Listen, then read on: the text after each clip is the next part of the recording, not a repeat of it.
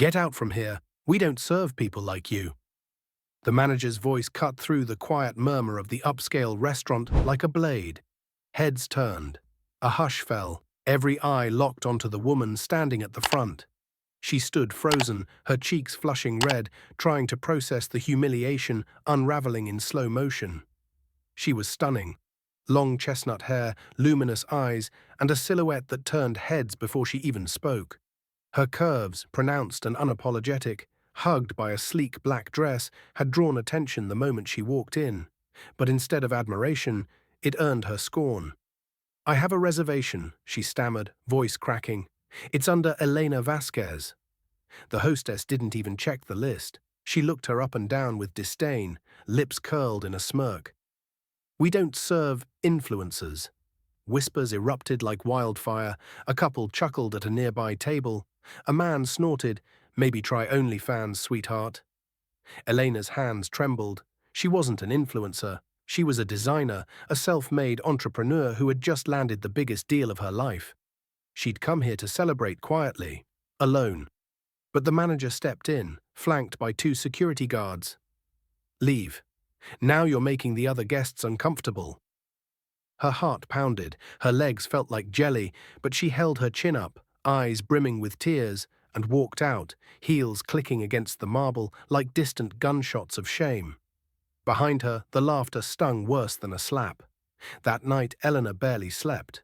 Not because of the humiliation, but because of the memory of her mother, scrubbing floors for rich families, whispering, "They'll judge you before they know you, so be the kind of woman they can never ignore." At dawn, she dressed in silence, a white pantsuit, clean, sharp, regal. She tied her hair back, steeled her heart, and made a single call. By 9 a.m., the restaurant's parking lot trembled. It started with a black Rolls-Royce, its matte finish catching the early sun. Then came a sleek Bentley, followed by a Mercedes Maybach, a Ferrari, and a phantom black Lamborghini. One by one, elite vehicles lined up outside the glass-fronted restaurant. Valets stumbled over themselves. Cameras from shocked passers-by lit up the scene. From the Rolls stepped a man in a tailored suit with a silver lion pin, CEO of Vasquez International. From the Mercedes, her legal team. And then, from the Ferrari, Elena. The staff inside panicked. The manager ran to the window, mouth hanging open. "What is this?" Elena walked in like a storm wrapped in silk. The same hostess blanched. Miss Vasquez?" "Correct. I'm also your new landlord." Silence. She placed a crisp folder on the front desk. "I bought the building this morning. Escrow closed 10 minutes ago. You'll find new contracts inside. Every staff member will undergo diversity and inclusion training.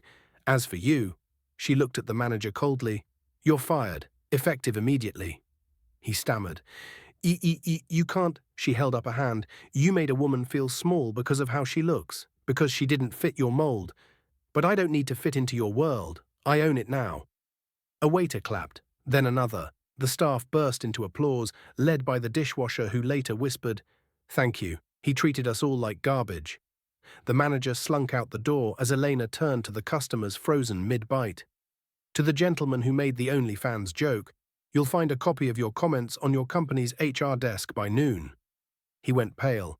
Eleanor walked to the table she'd been denied, sat down and gestured to the stunned hostess. "Now, if you please, I'd like to order brunch."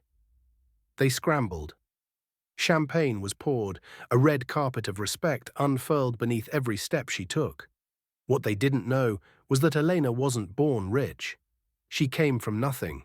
Raised in a one-bedroom apartment by a single mother who couldn't speak English, she clawed her way into fashion school on scholarships and sheer grit. She built her brand from a kitchen table and a second-hand sewing machine. The curves they mocked, she used them to design clothes that celebrated every woman society tried to shame. She wasn't just a woman with a big chest and a bigger ass, she was a queen. And today, the world remembered. If this story touched you, subscribe to the channel and hit that like button and drop a karma in the comments below.